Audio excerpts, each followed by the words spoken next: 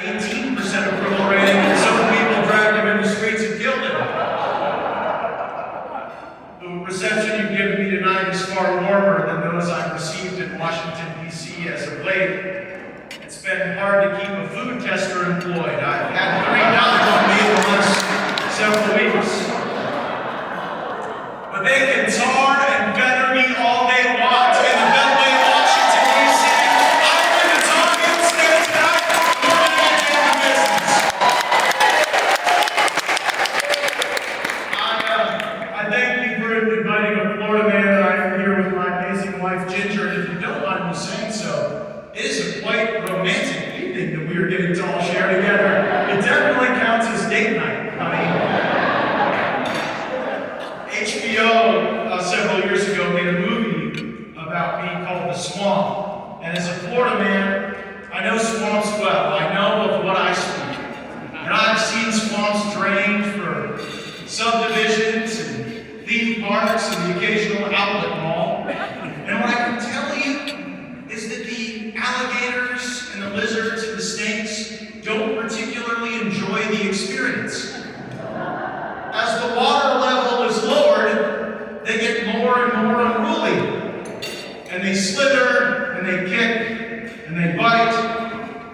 As the vermin that don't particularly enjoy what's happening, they thrash and hiss, and they rattle it out. And so I guess I have to ask folks, and maybe even some of my favorite hosts of the Fox News channel, did people really think that we were going to take power away from a compromised and corrupted person like Kevin McCarthy, and that the swamp creatures would just pack up and move?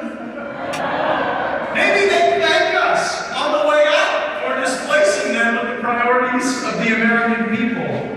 No, it turns out that they bite, and they scratch, and they release their venom. And sometimes you have to endure the short-term pain to get the job done. In Florida, we've got this remarkable animal. It's called the alligator snapping turtle. So if you don't know what I'm talking about, just imagine an alligator snapping turtle, and you'll be pretty close to what I'm talking about. They're kind of gnarly, fiercely territorial, surprisingly quick. They take care of their own, and they will take a finger off of anyone who gets too close with unclear intentions.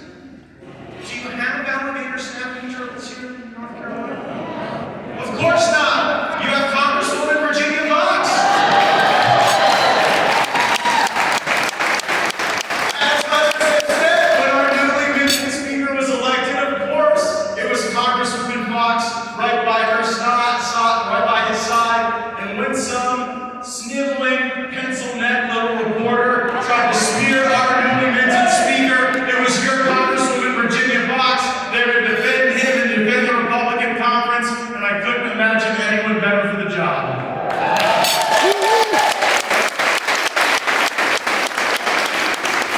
And we still haven't got word yet whether that reporter left with all of his fingers. Virginia and I got to know one another seated next to each other during a 4-hour bus ride in a Republican conference retreat during the speakership of Paul Ryan. And as I would later learn, retreat would become a common feature of the speakership of Paul Ryan.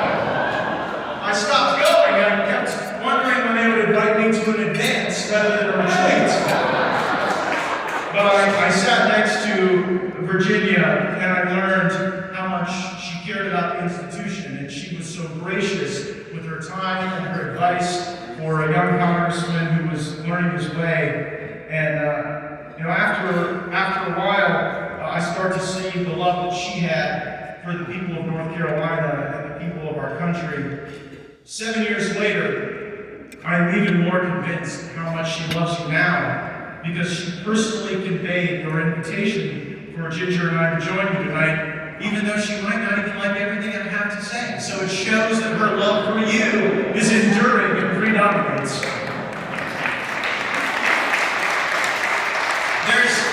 There's another North Carolina congressman who actually served Virginia Fox's chief of staff. And Richard Hudson once came to me and said, if I'm ever diagnosed with a terminal illness, I'm going to get my old job back with Virginia Fox, because that was the longest year of my life.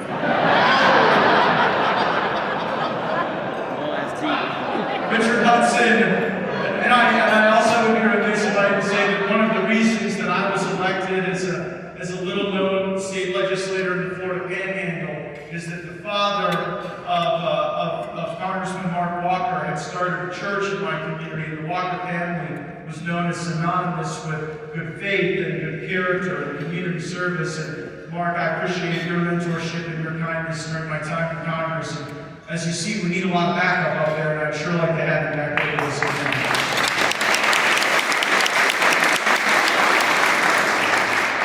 Congressman Hudson was one of the members of Congress who was quite frustrated with my decision to file a motion to vacate Kevin McCarthy. And there was one moment where he came up to me on the floor. We're good friends, so you can be honest with your friends. And he grumbled at me and said, Gaetz, did you file this motion so that you could be more popular in your district? And I said, no. I filed it so I could be more popular in yours.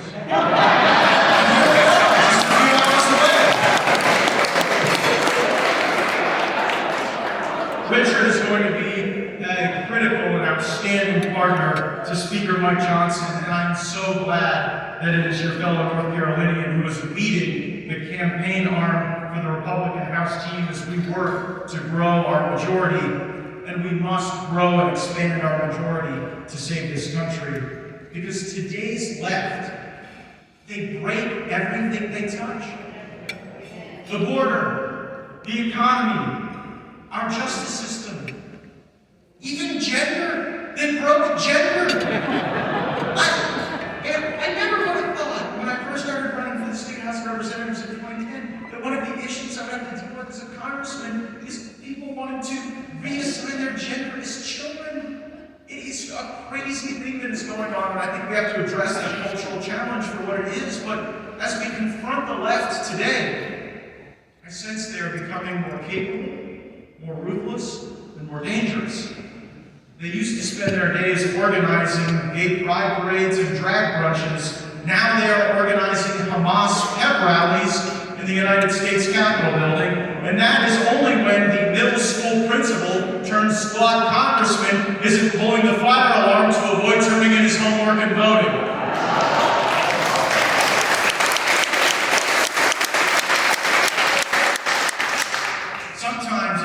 I think that Ginger allows me to go to every corner of the country to share my problems at work with perfect strangers because it's cheaper than therapy and far more effective. Are there any therapists here? If there are, go to Washington, D.C. right now. Find a street called Hay Street.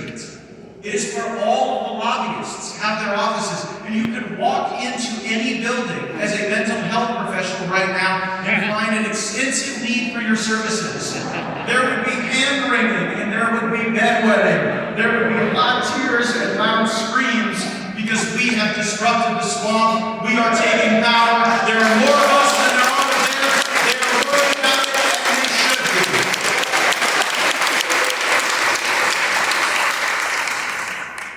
Think about this.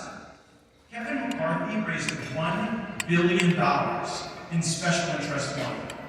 $1 billion.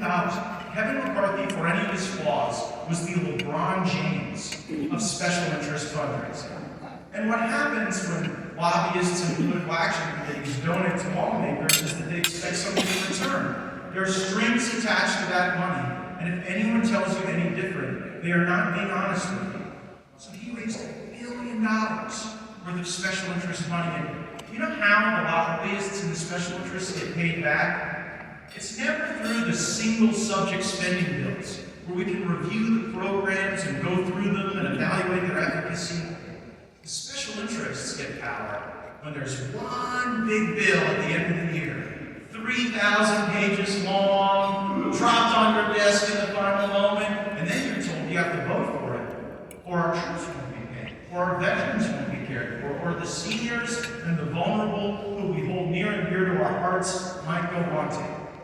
And so we avoid the critical work that our state legislatures do to ensure that the taxpayer funds are being appropriately spent. And so what the lobbyists first, they wait for that moment when a speaker can give them their little special edge or advantage, put their thumb on the scale in exchange for, at times, the hundreds of thousands or millions of dollars that they've given. We see Kevin McCarthy never got an omnibus spending bill to pay it back. So there's $1 billion worth of IOUs that they're holding on K Street, and they're worth about as much money as Confederate currency after Lee surrendered the sword at Appomattox Courthouse. And that is perhaps an end unto itself, that the needs of the American people will be put first and foremost under a Speaker of the House who is godly and just and driven by the Constitution, not by the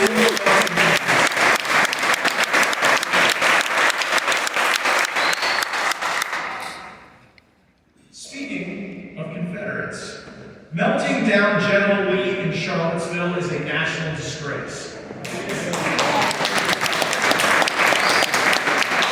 Building, developing, and understanding America's complex yet inspirational story does not require forced amnesia regarding the sins of our past.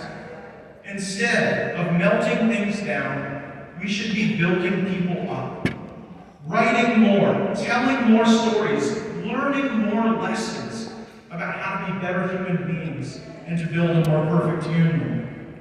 History, to support appreciative nationalism, is an exercise in addition, not subtraction and division. We enrich our national story with the sharp side of the pencil, not the eraser.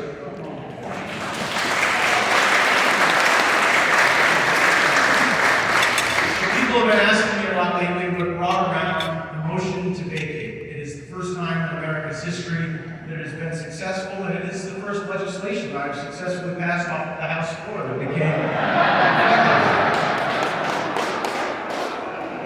My answer does not lack in ambition. I did this to change the course of American history. Because the course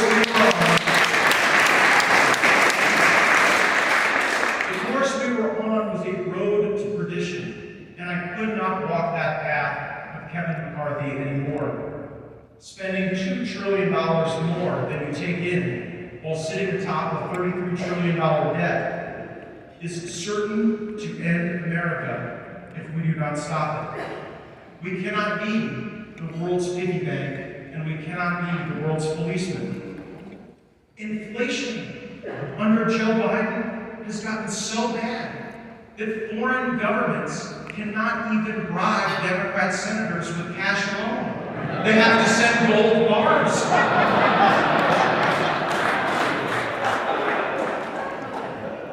Sadly, there is no lobby in Washington, D.C. for less spending, even though it is what our union desperately needs.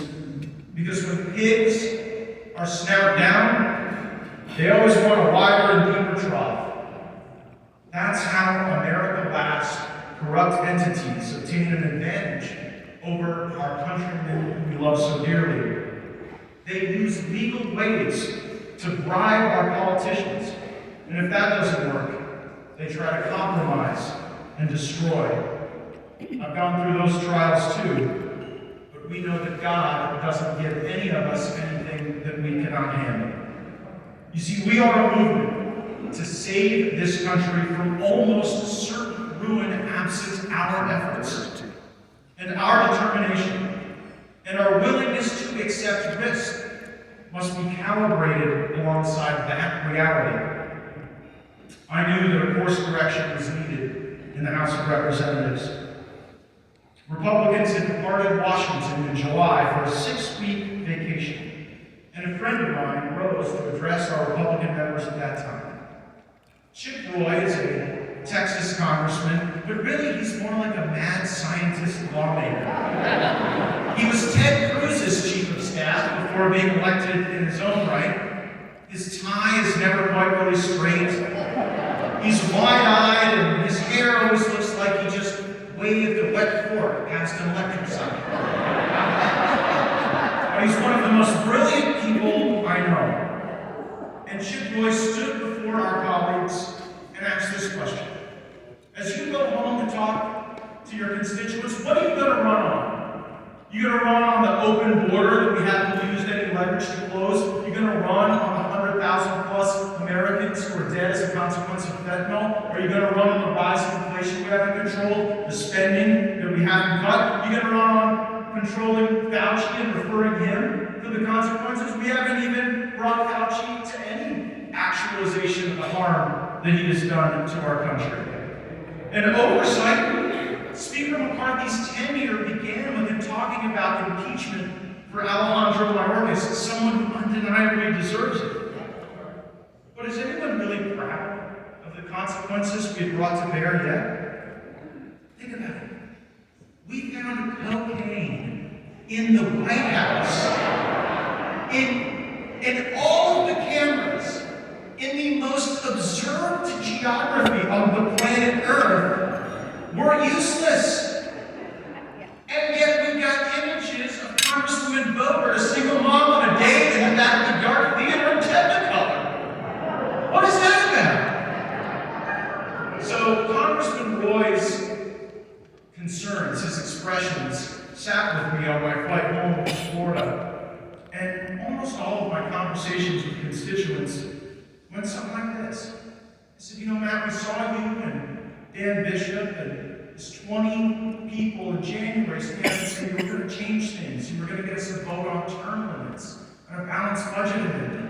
That we were going to review the agencies of government separately, not mush all together. And that things would be different and open, and the January 6th tapes would be released so that political prisoners would have evidence ordered away from their civil rights and their due process. And, you know, folks where I'm from just kept looking at me and saying, we haven't seen it happen. And when we heard all these things before, we expressed our doubt about it, he told us there was this motion to vacate. There would be an enforcement tool unlike any other, and that we could count on these things happening.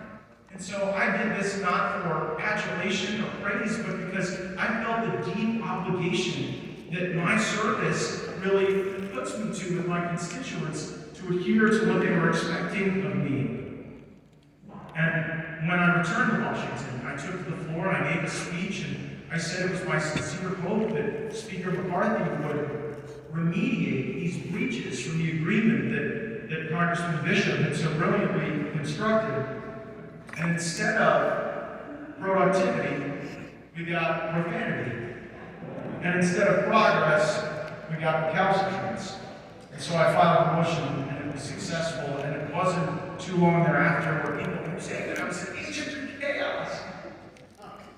To me, chaos is spending $7 trillion with no budget. To me, chaos is an unaccountable administrative state. Chaos is weaponization of our own entities against conservatives, from the FBI to the DOJ to the ATF to the DOE and even the post office. Chaos is a house run by the whims of financial donors. And chaos is voting on everything in government all at once. Politicians not passing ceremonial resolutions and renaming post offices for 22 days is not chaos.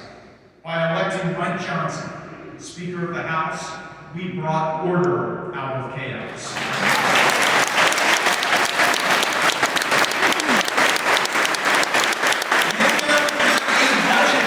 And work toward a higher calling that is serving our fellow Americans, not serving as valets for foreign interests abroad and special interests here at home. American leaders should care about the well-being of American citizens first and foremost. It's become a controversial thing to even utter at this day and age. Our border should matter more than Ukraine's border.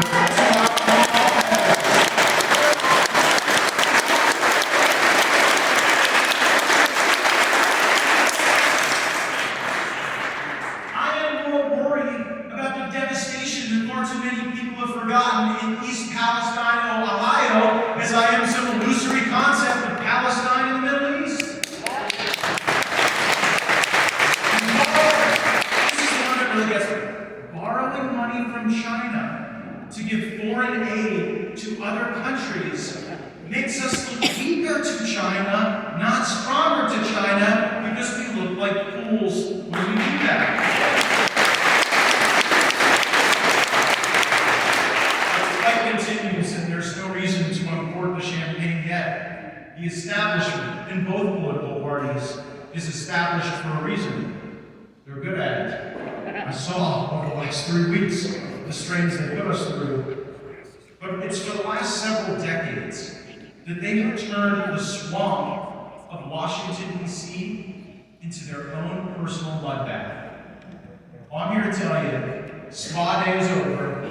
Mike Johnson is the Speaker of the House, and Mr. Will be there for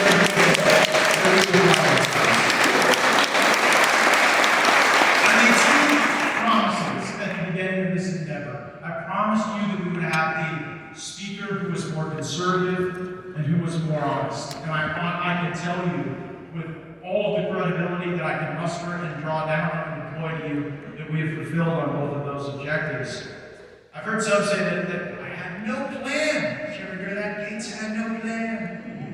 So I'll confess this to you at the risk of being in politics, but tomorrow I'm very eager to go watch my Seminoles play the Demon Deacons.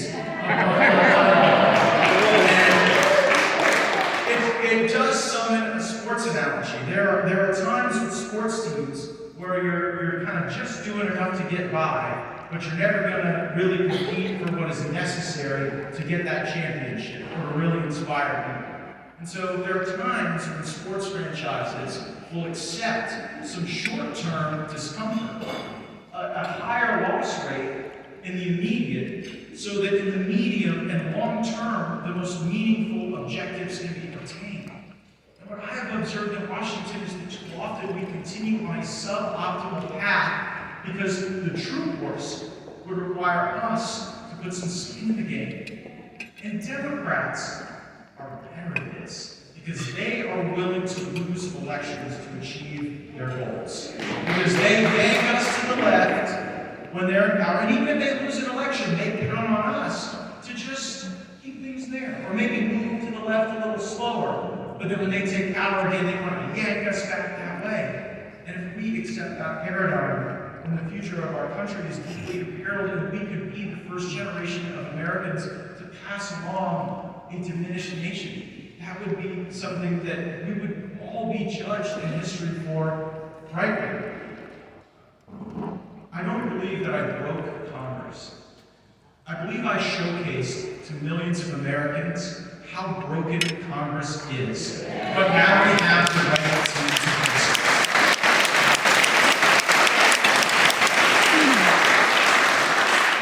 I could not have done any of this without the person who has become my best friend in Congress, Dan Bishop. And I am not Dan's best friend, but I have far fewer friends.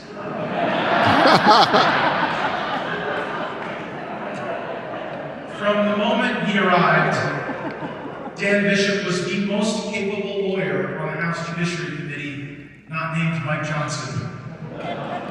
And though sometimes I did have a hard time just staying composed and keeping it together during some of Dan's questioning of witnesses, when Dan Bishop got a pro-abortion activist to say that she was fighting for the rights of men to have abortions,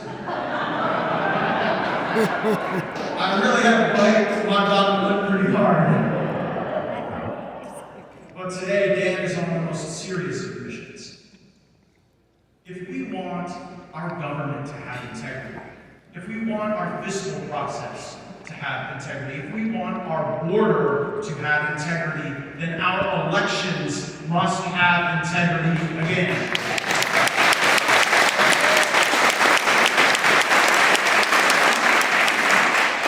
When President Obama and his Attorney General, Eric Holder, left power, they didn't go start up big PACs to win governor's races, U.S. Senate races, or even high-profile congressional races, which I think are obviously most. They instead endeavored to go flip attorney generals and secretaries of state and local DAs. And they got some of their most talented operatives in positions to be central to elections infrastructure. And then when we saw President Trump excel so well at politics, they literally changed the rules of the game in the ninth inning, we saw that strategy of Holder and Obama animated. And so we have to take a page out of their playbook. I do not believe in nationalized election law.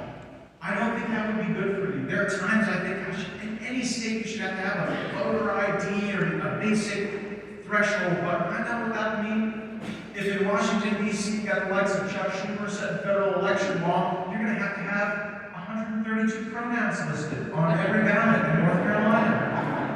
Instead, we have to fight this battle state by state, office by office.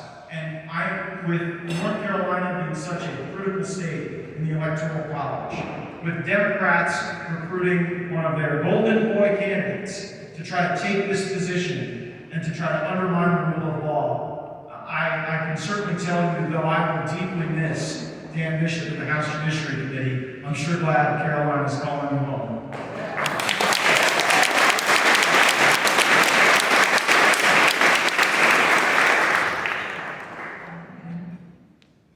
For any current politician, there can be no greater gift than attending your own political funeral, because you get to see who comes. I've gone 3 times. In 2021, when people were telling criminal lies about me, folks thought I was off to the gulag. And now the people who told those lies are sitting in a federal prison, and I'm sitting in the House of Representatives.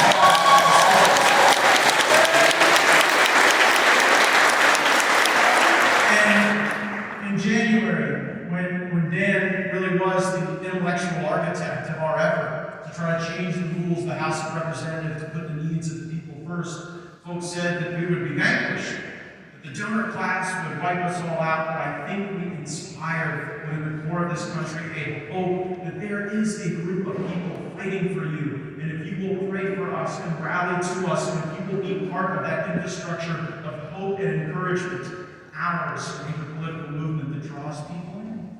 Because the left are so angry and sour all the time.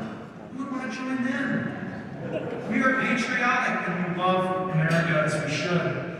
And just days ago, folks were again offering my eulogy on every cable program that would happen. But I think you see now that sometimes it can be the darkest moments that lead us to the best outcomes. I'm so disappointed when my colleagues are freely willing to walk beneath the murals of Jefferson and Adams and the great thinkers of our patriotic founding father movement and sell themselves out so cheaply to whoever is donating to their campaign. And I think often about Valley Forge when Washington was heading to camp. He faced a mutiny about every other day. Desertion was at a pretty high rate. They were leaving bloody trails through the snow. And he wrote to the Congress, who was quite concerned about the status of the army. And he said, "We have no food. We have no money. So now we must think." And then in the days ahead, they devised a plan to cross the Delaware River and surprise the sellout Hessians who have no country. Our moment was crossing the Delaware River when we put Mike Johnson in that speaker's race. But the Hessians are still scurrying about. The fight is still on, and we still need you. We need your prayers. We need your financial support. We need your encouragement. And we need you to go up and down this valley. From President of the United States to Governor to Attorney General to every local office, elect Republicans, be in this fight with me. I can tell you I have never been more encouraged. The best days for our country and our movement are ahead.